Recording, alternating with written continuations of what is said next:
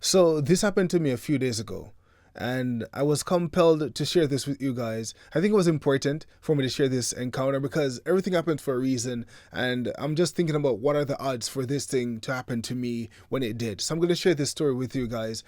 So a few days ago, when I got back in from Vietnam, so I got back to Tokyo, and I took a flight that landed about 1 a.m. in the morning at Haneda Airport. So that was really, really early in the morning, right? I knew that there would be no trains to come to my home. So what I did was I took an airport bus that took me to Shinjuku. I got to Shinjuku, after going through everything, maybe at about 2 a.m., a little bit after 2. So I disembarked the bus.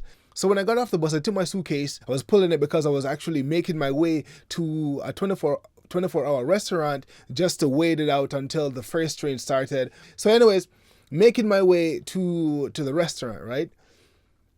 While I'm doing that, I heard this loud, like someone was bawling. Like it was like this person was about to die or receive the most horrible news possible, right? So I'm walking and pulling my suitcase, right? This guy was to my left, right on the sidewalk, literally the edge of the sidewalk. There's a hand railing. He's hanging onto the hand railing, right? There's a taxi cab behind him, and this guy's like bawling. Just picture someone that's crying, not like a normal cry, but a cry like someone very important or very, very close to you just died. So I'm walking and I'm looking at this guy while I'm pulling my thing, and in my mind, I'm like, yo, what's going on with this dude? It's like after 2 a.m. in the morning, this guy's over there crying like crazy. Not like I've never experienced that in Japan before. I've seen drunk people in Japan before, like just making loud noise and just doing stuff, but never actually bawling, like crying. So I saw him. I'm thinking, I'm pulling my luggage. I'm thinking maybe this guy wanted to go home and doesn't have any money or something because he was right by the taxi cab, because he was on the hand railing that like the guard railing that separated the road from the sidewalk. He was on the side of it that was facing the road, and there was a taxi cab right there that drove off shortly thereafter. So I thought maybe he was trying to talk to the driver, trying to get a free ride or something because he never had any money, and because the driver said no, he was crying or something because he couldn't get home. So that was what I was thinking initially. Pulling my suitcase, then I'm saying, man, I don't know, maybe should I go over there and see? Because in my mind, I'm like, okay, if I could help this guy and give him maybe some money or whatever to go where he's going, to take a cab, I'm like, okay, if I can help him, I will. I was thinking about that. Pull in my luggage, then, looking back, every now and again, walking pretty slowly.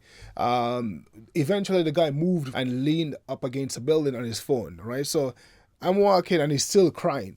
Like every now and again, you hear like this loud shriek of sorrow, and I'm like, snap. I'm like, yo, what could possibly be causing this guy, so much like sorrow or whatever? It was a cry for help. So I'm like, I couldn't walk by the guy. I couldn't, because I'm thinking maybe I'm the person that should be there at that moment in time. And what if I just like walk away, ignore the way I'm feeling, and then hear something on the news tomorrow or whatever. So I'm like, let me at least go and see what's up with this guy. Went over there to the guy, and I'm like, hey, yo, what's up? Guy spoke English, surprisingly, because I did start off with English, right? So he's there, and he's like, hey, what's up? He's okay, and he was pretty much saying, he doesn't want to bother me, stuff like that, I should go, etc. And then he kind of like slid down on the wall, and we were sitting on the ground on his phone, and I'm like, are you okay, man? Like, he's short or sure, right? And he's like, oh, he's homeless, I have no home. And he was just going, I'm like, snap. I'm like, bro, you're homeless? I'm like, snap. Because I know that there are some homeless people in Japan, right? So, but this guy was young. Like, this guy is in his 20s, like maybe even no older than mid 20s, like maybe early 20s. Right, so dude is like there. Eventually, he's like, you know what? Where are you trying to go? He's asking me now, where am I trying to go? Because now it seems like it switches now from, he thought I was a tourist because he saw the suitcase, the bags. He's like, okay, maybe this guy's a foreigner and like a tourist, and he needs help. So he's asking me where I'm trying to go. I'm like, okay, look, I'm going to this restaurant. I don't think I answered him or told him where I was going yet. I was still trying to find out what was wrong with him. And then he insisted to help me. I'm like, okay, you know what? Hey, at least if this gets this guy to stop thinking about whatever he's thinking about, let me just go with him or whatever. So I gave him my phone, and He's like, yeah, okay, he's trying to find it. He's like, what's the name of the place you're trying to get to? I'm like, I'm trying to get to this place.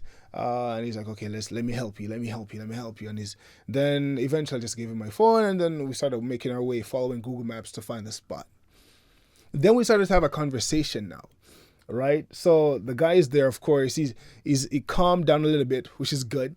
All right, so we're walking now, and the first of all, when he answered me, I could smell the alcohol in his breath, right? So this guy was clearly inebriated, all right, but it still seemed like he could have a conversation still, right? But he was there, right? But he could still hold a conversation. So we're walking now, and we started talking. So he said to me while we were making our way, following Google Maps, he's like, "You're lucky that you actually met me." So I'm like, okay, I'm like, okay, all right, why? And he's like, you don't know? I'm like, why? He's like, you're a black guy.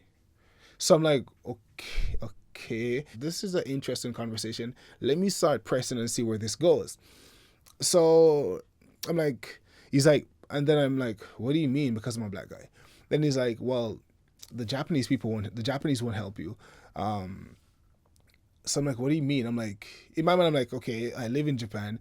I know that I've been lost before, even though that's not the case, but I'm just trying to let this guy think he's helping me just because at least he's calmed down a little bit now, right? So, and Japanese people have actually helped me sometimes, not a lot when it comes down to like finding where I'm going. Sometimes, the longer I've lived here, I realize that occurrences are a lot less because I guess I've been here longer. So anyways, that's beside the point. So now he's like, I'm like, okay, so I'm like, that's not true because people have helped me before. And then he's like, well, Asians think black people are dangerous. I'm like, okay, because remember, I'm pressing him, asking him, okay, like, why do you think that? Why wouldn't Japanese people help me? And then he's like, well, Asians think black people are dangerous. So I'm like, okay, so now I'm in a position now where I met this guy. I don't know him. He does not know me. He does not know what I do. I don't know what he does, right? But he's saying these things. We're having this encounter. So anyways, he's talking to me. And I'm like, what are the odds? So I'm like, okay, why do you think black people are dangerous? And I ask him, do you think I'm dangerous? Right? Because I'm just like, okay, I'm pulling my bag. Like we've been talking for maybe like 7 minutes. Do you think I'm dangerous? So now he said to me, I was asking him like, where did this idea come from? So like when I was asking him, like he seemed almost a bit frustrated in explaining. Either he thought I was naive, maybe, I'm not sure. This is just me assuming, or he's just like, look, you don't know, right? So he stopped in his tracks, and then he held his face, and he's like, spent like maybe like a good like 3 seconds or so, and he's just there like seeming like this guy's just being stressed out by me asking this question. And then he said to me, a white man taught me, verbatim, a white man taught me. So he was taught by someone else that black people were dangerous, not through experiencing it, talking to another human being, but someone else taught him that we were dangerous. This might be emblematic of a million people, a billion people, 1 in a billion, 1 in a million. This one guy, this chance encounter that I experienced that night a few days ago in Shinjuku in Tokyo, this guy said that to me. So I'm just like, wow. I don't know if the reason why I was able to have this conversation with this guy was because he was inebriated or not, but we did have the conversation and he did open up to me and we're talking. So we're still going now because we're trying to get to the restaurant for me to wait out, the morning. For me to wait out the morning until the first train came. We never found the place because Google Map was like going crazy like you as usual. But we went into another spot and I stayed there. Eventually the guy left. We exchanged contacts because like he started to say to me like, I'm such a nice guy. He's like, he can't believe, because now he realized that I'm actually trying to help him because of what was going on. So I discovered that his girlfriend left him, and so like he was like messed up. He went to drink and like he's experiencing that heartbreak. That was why he was crying like he was dying. And I found out also that he's actually Chinese. So this guy is Chinese as well, and he was going back to China the following day. We exchanged contacts just to keep tabs or just to check up on each other tomorrow, the following day, to see if I got home okay, and he made his way back to his hotel okay. And the following night, he sent me a message, and I'm going to show you guys the message that he sent me so you guys can actually see this was the aftermath. Based on the encounter that we had, this was what he sent me. And I'm going to show you guys right now.